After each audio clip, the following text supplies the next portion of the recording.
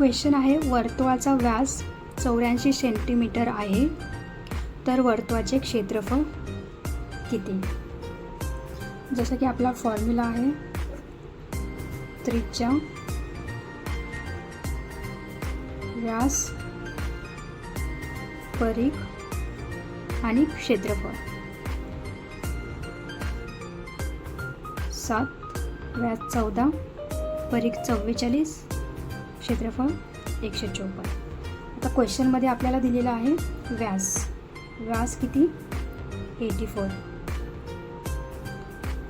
तर क्षेत्रफळ काढायचे आहे.